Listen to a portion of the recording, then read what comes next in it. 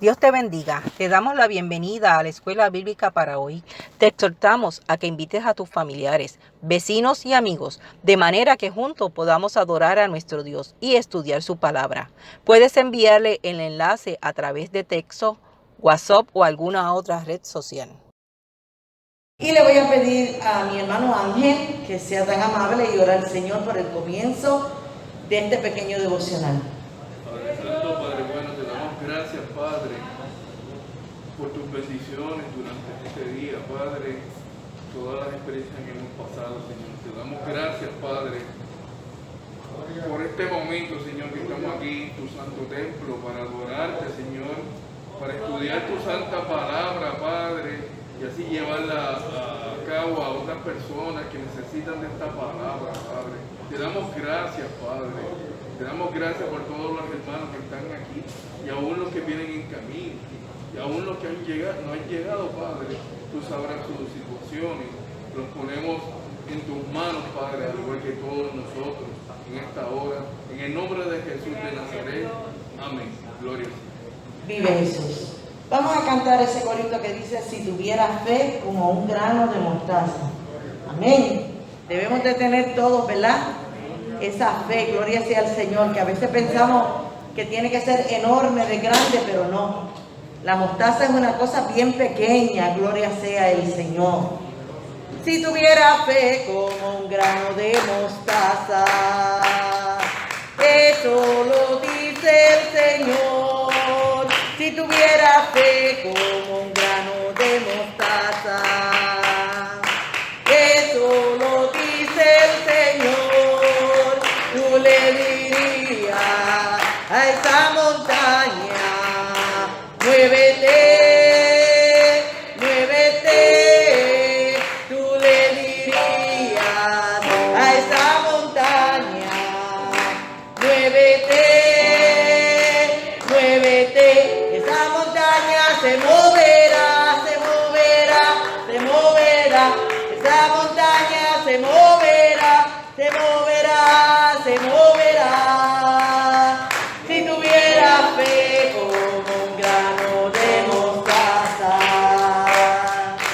eso lo dice el Señor. Si tuviera fe como un grano de mostaza, eso lo dice el Señor. Tú le dirías a esa montaña: muévete, muévete. Tú le dirías a esa montaña: muévete, muévete. Esa montaña se moverá, se moverá, se moverá. Esa montaña se moverá, se moverá, se moverá. Gloria a Jesús. Escogidos para servir. Padre nuestro que estás en los cielos, te damos gracias en esta hora, mi Dios amado, aleluya. Gracias, Señor, por tu amor y misericordia, Padre mío. Gracias por tu grandeza, Padre celestial. Gracias, Señor amado, porque tú nos has mantenido de pie, mi Dios, aleluya. Oh Dios mío, Padre celestial, en esta hora, Señor, vamos a presentarte a cada cuerpo enfermo, mi Dios amado, aleluya. Padre, para que seas tú sanando, mi Dios amado, Padre mío. Oh Dios Todopoderoso, Señor amado, aleluya. Padre mío, los que están en los hospitales, mi Dios amado, los que están en los hogares encamados, mi Dios, aleluya. Padre, glorifícate en esta hora en una forma especial, mi Dios. Señor, te presentamos también, Dios mío, a los familiares de este pastor que ha muerto, mi Dios amado, aleluya, para que seas tú trayendo consuelo a su familia, Padre Santo, Jehová. Oh Dios mío, Padre Celestial, proveyendo cada una de sus necesidades, Padre Santo, mi Dios amado. Padre, mira tu palabra, la cual se leída, mi Dios, aleluya. Esperando, Señor amado, que tú nos des sabiduría y entendimiento de la misma, Padre. Y que, Señor amado, aprendamos a vivir así como tú la mandas, Padre Santo. Oh Señor, gracias. Gracias, mi Dios, aleluya. Gracias, mi Dios amado, Padre Santo Jesús. Y en el nombre de mi amado Jesucristo orado, Señor. Amén. La base bíblica está en Primera de Timoteo, capítulo 1, desde el versículo 12 hasta el versículo 20. Doy gracias al que me fortaleció, a Cristo Jesús nuestro Señor, porque me tuvo por fiel poniéndome en el ministerio, habiendo yo sido antes blasfemo, perseguidor e injuriador, mas fui recibido a misericordia, porque lo hice por ignorancia e incredulidad. Pero la gracia de nuestro Señor fue más abundante con la fe y el amor que es en Cristo Jesús. Palabra fiel y digna de ser recibida por todos, que Cristo Jesús vino al mundo para salvar a los pecadores, de los cuales yo soy el primero. Pero por esto fui recibido a misericordia, para que Jesucristo mostrase en mí el primero toda su clemencia, para ejemplo de los que habrían de creer en él para vida eterna. Por tanto, al Rey de los siglos, inmortal, invisible, al único y sabio Dios, sea honor y gloria por los siglos de los siglos. Amén. Este mandamiento, hijo Timoteo, te encargo, para que conforme a las profecías que se hicieron antes en cuanto a ti, milites por ellas la buena milicia, manteniendo la fe y buena conciencia, desechando la cual naufragaron en cuanto a la fe algunos, de los cuales son Himeneo y Alejandro, a quienes entregué a Satanás para que aprendan a no blasfemar. El pensamiento central es: el llamamiento al servicio cristiano se origina exclusivamente en la soberanía de Dios. El texto áureo es: doy gracias al que me fortaleció, a Cristo Jesús nuestro Señor, porque me tuvo por fiel, poniéndome en el ministerio. Primera de Timoteo 1:12.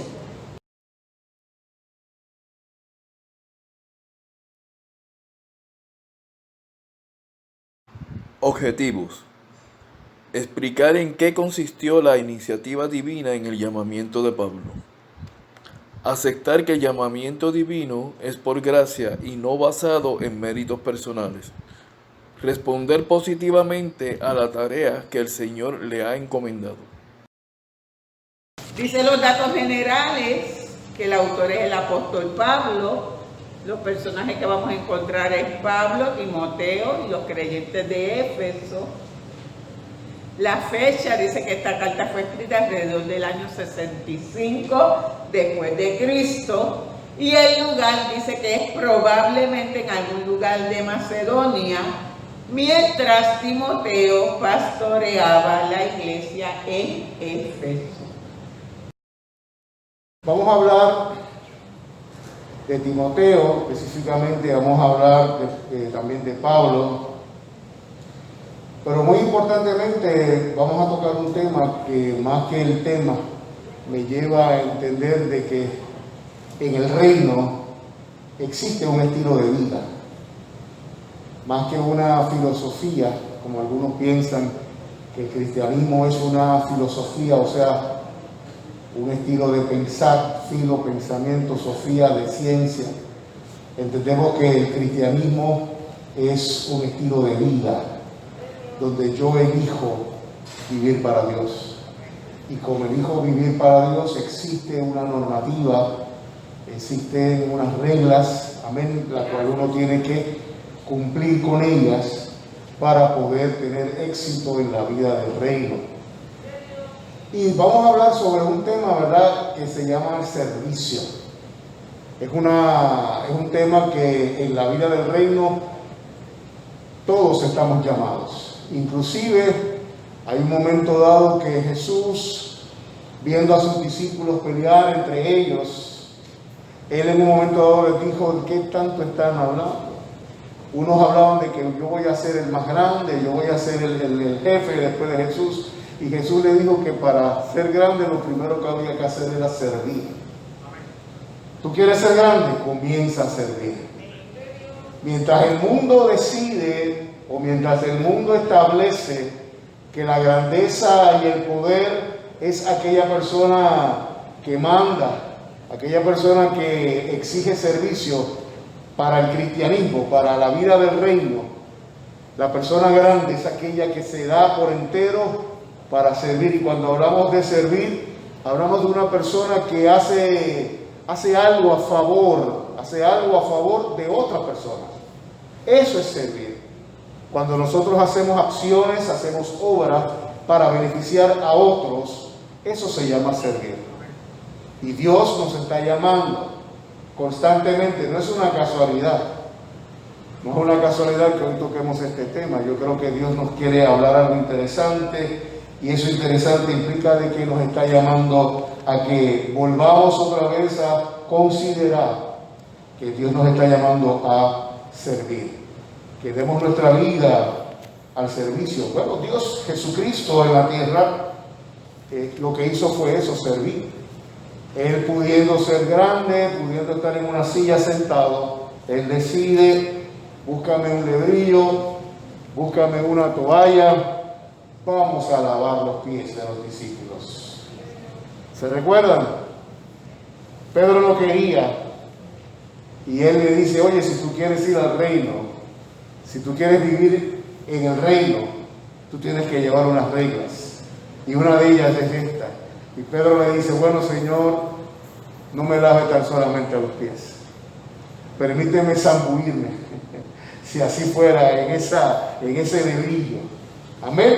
Así que vamos a mirar en Primera de Timoteo capítulo 1, versos 12 al verso 20, los detalles interesantes preliminares de esta lección es que hay que contestarse las preguntas. ¿Quién habla? ¿Quién habla? ¿Quién habla? ¿Qué habla? ¿Por qué habla? Y cuán impactante es la vida. Cuán impactantes son esas palabras a nuestra vida. Está hablando el apóstol Pablo. Está escribiendo el apóstol Pablo. ¿A quién le está escribiendo? A su hijo espiritual llamado Timoteo. Amén.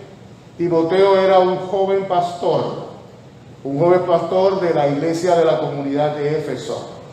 Y por ser joven, en un momento dado le dice, no permitas que tengan en poco tu juventud.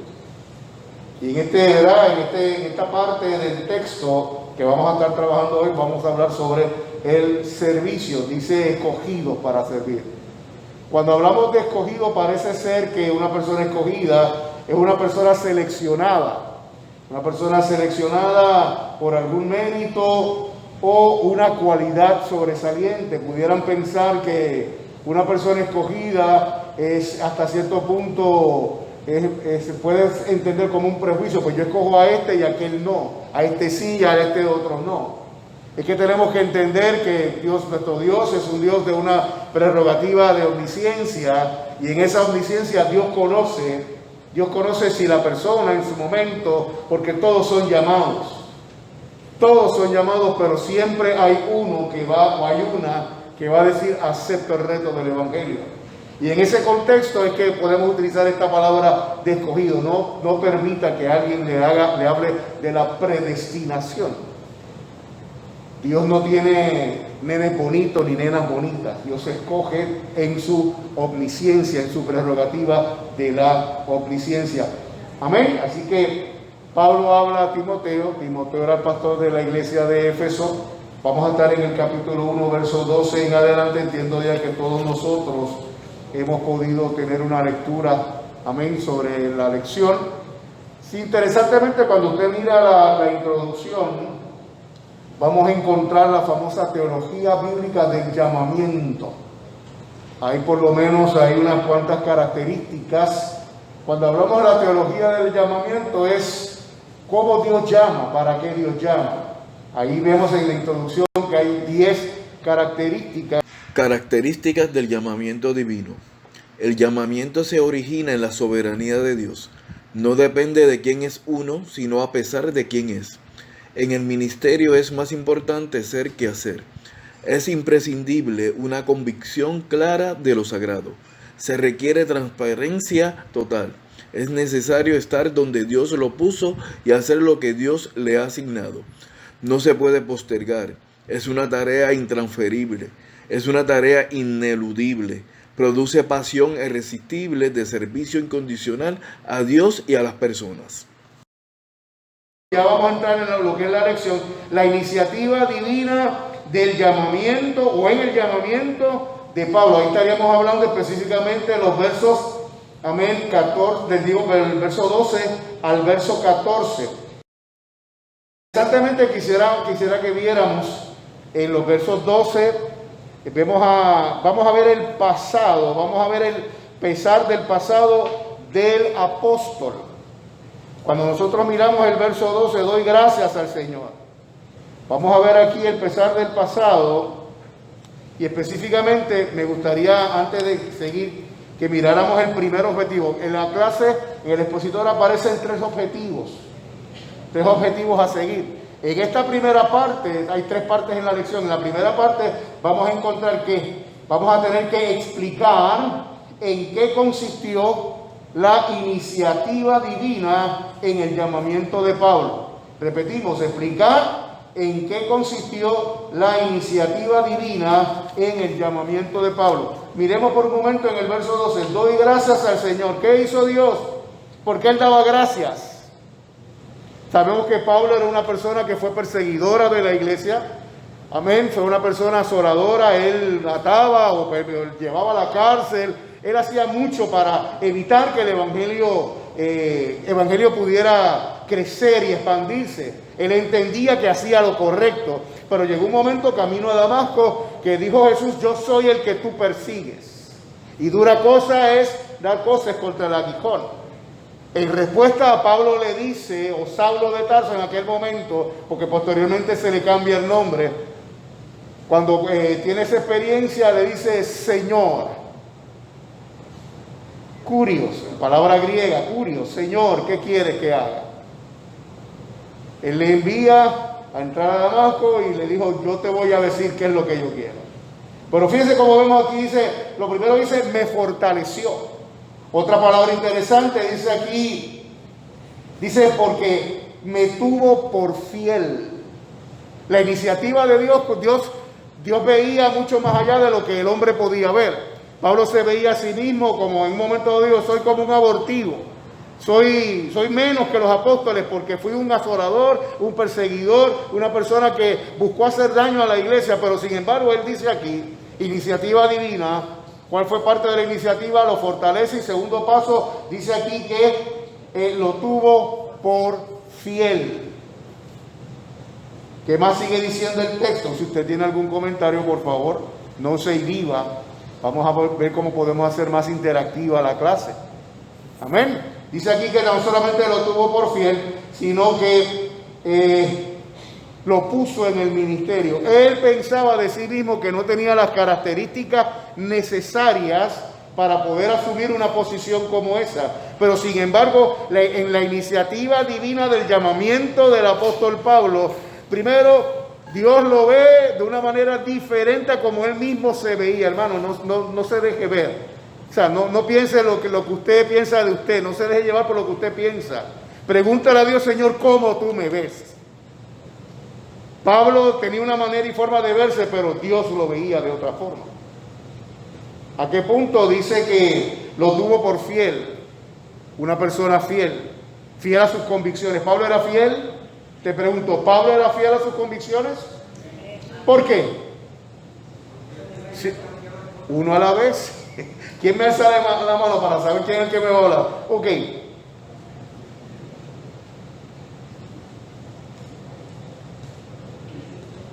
Mi amigo Luisito.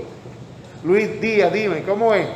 Él con el conocimiento que adquirió con Gamaliel al respecto de la iglesia y todo, él pensaba que estaba haciéndolo todo correcto. Ese celo, ese vivo que tenía, pues fue que Dios lo vio con ese celo y Dios era bueno para su servicio. Muy bien, cuando hablamos de fidelidad uno tiene, toda persona tiene convicciones, nadie anda por ahí sin convicciones. Y en esas convicciones Dios vio la fidelidad que tenía Saulo de Tarso con esas convicciones. Aunque estaba errando en el blanco, Dios vio la fidelidad en sus convicciones. Te pregunto, ¿somos fieles nosotros a nuestras convicciones? ¿Somos fieles a nuestras convicciones? Es interesante, porque el llamado, cuando somos escogidos para servir, una de las características en ese llamado es nuestra fidelidad. Tenemos que, se le demuestra a Dios cuán fiel somos. Aparte de eso, también dice que lo puso en el ministerio. ¿Qué es ministerio? Ministerio no es otra cosa que servicio. Lo puso a servir. ¿Cómo lo puso a servir? ¿De qué manera Pablo servía? ¿Cómo van a ver? Predicando la palabra. Más que predicación, además de predicar, más que predicar es enseñar. Saulo de Tarso era una persona sumamente docta en la ley. Dice que era fariseo de fariseos y estaba muy por encima de sus contemporáneos. Tenía un conocimiento que ya quisiera uno tener ese conocimiento en aquel momento. Pero ese conocimiento lo utilizó Dios, aparte de que Dios le dio adicional, mucho más todavía. Y lo puso ¿a qué? A servir. ¿A qué servir? A hablar sobre el Evangelio. No le tenía mucha confianza, pero Dios lo escogió para servir. Y dice ya en el verso, a la altura del verso 13, aquí vamos a ver interesantemente cómo él se veía a sí mismo.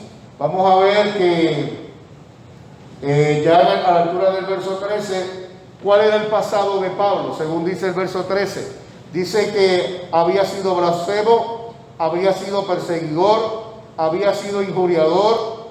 Dice, pero que más bien fui que recibido a... O sea, fíjense que este escritor llamado Pablo, él da lujo de detalles de la condición en que él estaba.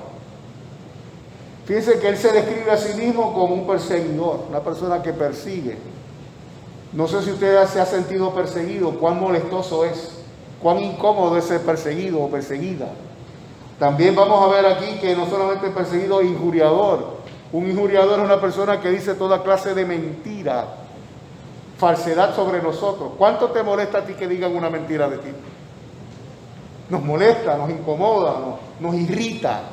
Pablo era una persona injuriadora. También dice que con todo y eso era un blasfemo.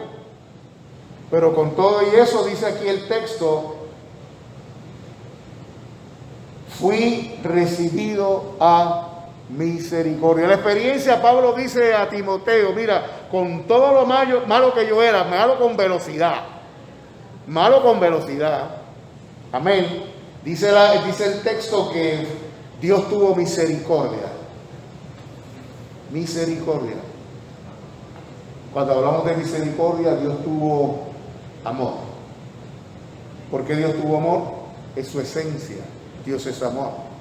El amor, como lo define Corintios, todo lo cree, todo lo espera, todo lo sufre, todo lo soporta. Si eso es el amor, Dios está por encima de eso. En Él se origina el amor de Él.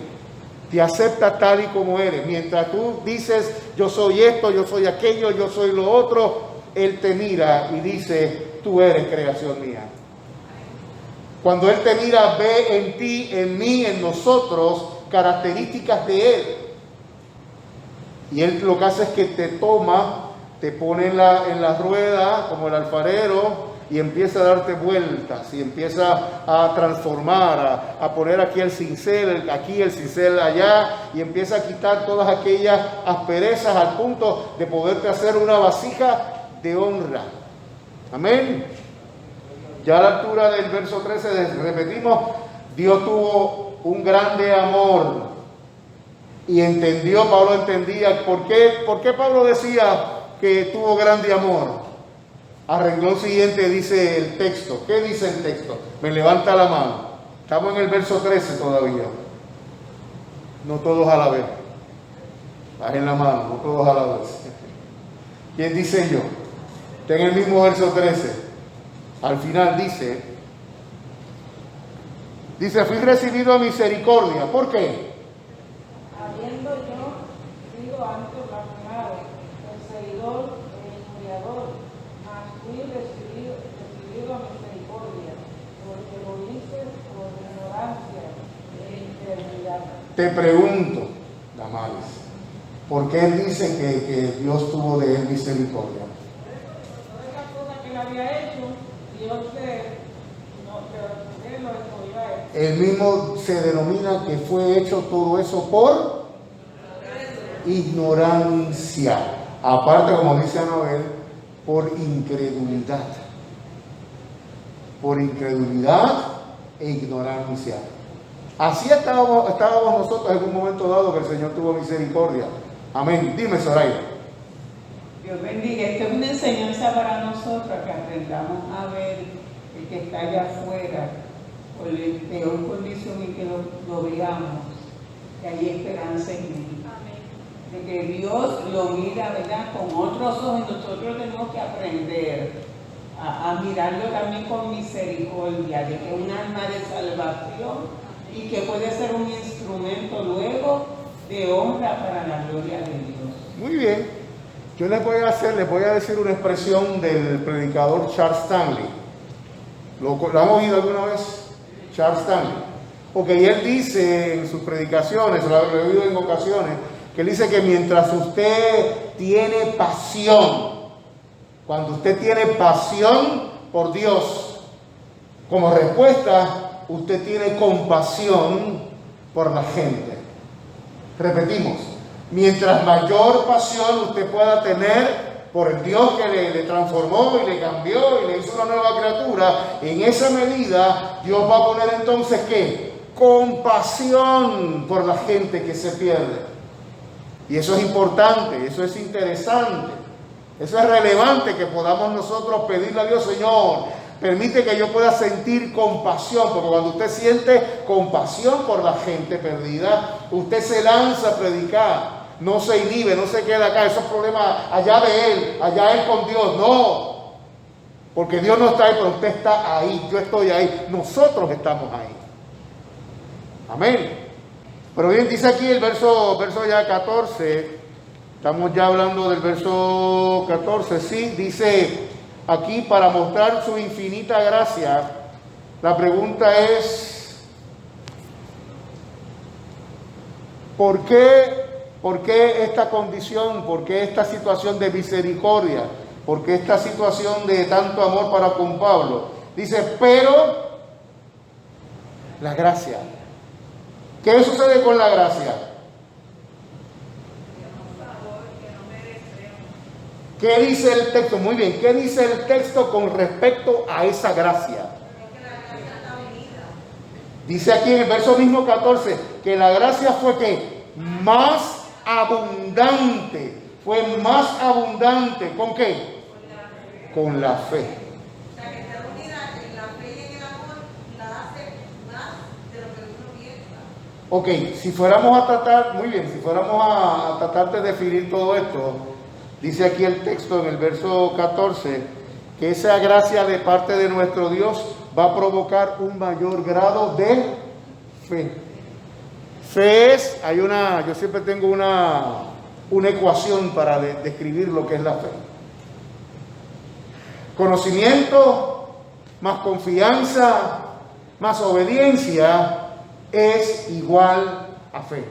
Esa gracia provocó entonces que el apóstol Pablo tuviera un conocimiento, porque el Espíritu Santo le dio una información, y en la medida que esa información interactuaba con él, se convirtió de información a conocimiento, y eso provocó entonces una confianza, y esa confianza provocó un estilo de comportamiento a la altura del conocimiento, de la altura, amén, de esa confianza que tenía. Por eso es que Pablo dice en el verso 14, pero la gracia de nuestro Señor fue que más abundante con qué, con la fe y qué, y el amor que es en Cristo Jesús,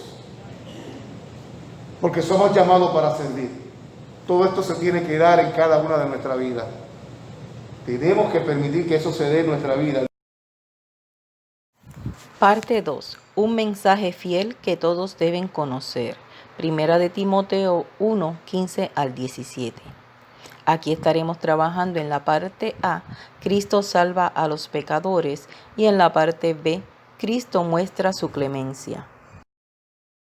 A la altura del verso 15, dice lo que le dice Pablo, a Timoteo, hasta este momento, haciendo un resumen, ya a la altura del verso 15. ¿Palabra qué? Palabra fiel y digna de ser recibida. Oye, Timoteo, esto que yo te estoy diciendo es tan contundente, es tan importante, que tú necesitas recibirla. ¿Y qué más? Pero no solamente él, dice que para todos. Muy bien, muy bien.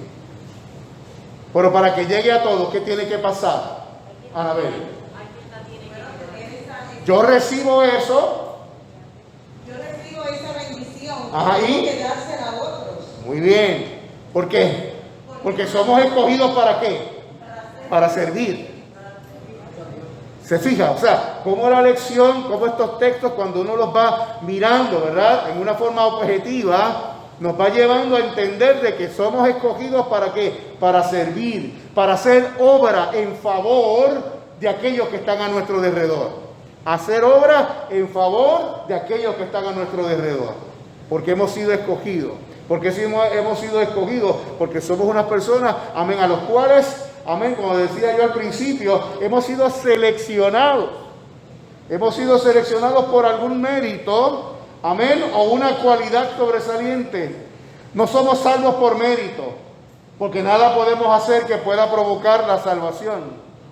Pero sí, la salvación puede provocar en nosotros cualidades, y esta es una de las cualidades, el servir. Que podamos hacer obra en favor de otros, independientemente me agrade la persona o no me agrade. Recuerde esas palabras, ¿verdad?, de ese célebre hombre de Dios que ya está en la morada de nuestro Padre Celestial. Cuando usted tiene pasión por Dios, como consecuencia, resultado, usted y yo tenemos compasión por la gente. Amén. Seguimos, palabra, verso 15, palabra fiel y digna de ser recibida por todos. ¿Qué palabra? Sigue el renglón siguiente. Fíjense cómo le está llevando. Es como si yo cogiera a alguien de la mano y fuera llevándolo paso por paso y explicándole. A la altura del verso 15, ¿qué dice ahí? Dice que es importante que la reciba. ¿Por qué? Ser recibida por todos. ¿Qué pasa ahí?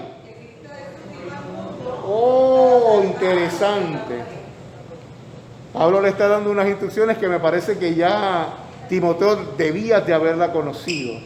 Porque cuando miramos la fecha de redacción de esta carta, es ya mucho después de la mitad del primer siglo. Amén, de la mitad del primer siglo. Por ende, ya Pablo, ya Timoteo, porque recuérdense que esto no está pasando, esto ya pasó. Alguien se dio la tarea de narrar, hacer una narrativa con respecto a la vida, ya sea el mismo Pablo o ya sea un pseudoepígrafe, o sea, que es un pseudoepígrafe, una persona que escribe a nombre de otro. Pudo haber sido un discípulo directo de Pablo, pudo haber sido un discípulo de la escuela de pensamiento paulina, pero sí sabemos que fue Pablo que lo dijo, que lo hizo.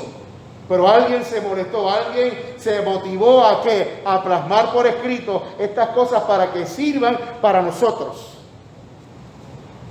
Amén. ¿Qué es el mensaje que le estaba diciendo Pablo a Timoteo? Que Jesús vino al mundo para salvar a los pecadores, de los cuales en un momento dado él decía: miserable de mí, ¿quién me librará de esto? Porque aparentemente estas palabras estaban diciendo que Pablo tenía una lucha intensa. Nosotros pensamos en ese frenesí de que Pablo era un hombre que andaba levitando por ahí. Pablo no estaba levitando, Pablo estaba con sus pies en la tierra. Pablo era una persona que estaba expuesta a situaciones de dificultad con él mismo, porque él mismo dice que lo que yo quiero hacer no hago, mas lo que no quiero hacer eso hago. Eso me dice a mí que Pablo entendía a cabalidad su debilidad. Por eso es que él decía: yo soy el primero. yo soy el primer pecador. Porque yo soy el primero que muchas veces sé que tengo que orar y no oro. Yo muchas veces sé que tengo que ir a la iglesia y no voy. Yo muchas veces sé que tengo que hablar al vecino y no lo hago. Yo muchas veces sé que tengo que leer la palabra y no la hago. Porque ¿qué es pecado? La palabra dice que pecado es saber hacer lo bueno y no hacerlo. Y Pablo se considera a sí mismo, yo soy el primero. Interesante, ¿verdad? Un hombre de este estirpe, un hombre de esta calidad. ¿Cuántos les gustaría tener un poquito de lo que era Pablo? Yo soy el primero en levantar la mano. Un paladín de la fe increíble. Sin restar mérito a los otros apóstoles, sin restar mérito a los otros discípulos. Pero este hombre fue especial. Este hombre fue especial. Seguimos mirando, ya estamos a la altura del verso 16, que dice, pero, ¿cuál es el pero aquí?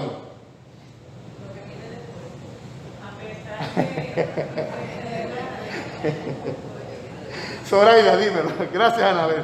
Muy profunda esa aseveración. Y a pesar de lo que yo fui, Ajá. pero por esto fui recibido a misericordia. ¿Para qué? Para que Jesucristo mostrase en mí, el primero, toda su clemencia. Muy bien. Para ejemplo de los que habían de creer en él, para vida eterna. Muy bien, Zoraida, muy bien. Vamos a mirar esto un poco más detenidamente para mirar. Dice Pablo, después que dice que él es el mayor de los pecadores, que él es el primero. ¿Qué más dice? Dice que él fue recibido a misericordia. Eso significa que Pablo recibió, percibió, sintió el amor de Dios. ¿Cómo ese amor? Ese amor que entra dentro de ti, que te hace ver lo que es el arrepentimiento en sus tres facetas. Conocimiento de pecado, primera faceta. Dolor por el pecado, segunda faceta. Y cambio de conducta como tercera faceta. Él pudo experimentar en carne propia y ver lo que es el proceso del arrepentimiento. Y dice aquí, para que Jesucristo mostrase en mí. ¿Mostrase en mí qué? Su clemencia. ¿Su clemencia para qué? Salud, al que estornudó. Salud otra vez, Anabel. Amén. ¿Por qué era lo que es importante establecer que primero es toda su clemencia? ¿Para qué? ¿Por qué? Muy bien, ¿qué dice el texto? Para ejemplo de los que habrían de qué? De creer. Cuando hablamos de creer, hablamos de fe. Cuando dice aquí, cuando dice que ejemplo de los que habrían de tener fe. Las personas tienen fe en la medida que nosotros modelamos un comportamiento diferente, entendiendo que el comportamiento es el resultado de nuestros pensamientos y nuestras emociones. En la medida que nuestros pensamientos se llenan del Señor, nuestras emociones van a ser iguales y por ende tiene que haber un comportamiento y eso es lo que va a provocar que la gente crea en Jesucristo. Si no, como dice, hay un adagio de pueblerino, ¿verdad? Que dice, no me digas que eres cristiano, muéstrame. Dame rasgo de que pueda yo decir, realmente tú eres un siervo o una sierva de Dios. Porque todo aquel, amén, que es escogido para servir, tiene como encomienda tener un estilo de vida cónsono con la palabra. Que no tengas que decir, Dios te bendiga, sino que, no sé si te ha pasado alguna vez, que donde quiera que va dice, oye, tú tienes algo diferente, no sé qué es, pero te ves diferente, hablas diferente, ¿qué es lo que tú tienes? Cristo Jesús. ¿Por qué? Porque hemos sido escogidos para servir. ¿Cierto? Qué bueno. ¿Todos están de acuerdo? ¿Ninguna objeción? Ya, caso cerrado. Seguimos con el texto.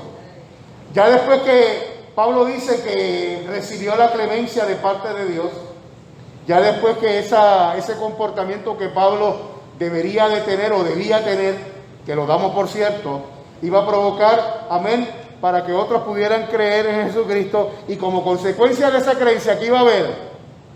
Según el verso, muy bien, pastor, Dice ahí que la parte final del texto dice, no solamente creer, sino que ese creer, esa fe, iba a provocar ¿qué? Vida eterna en Cristo Jesús, Señor nuestro. Por tanto, hay un porqué, hay un pero y hay un por tanto. ¿Qué dice ahí en el por tanto?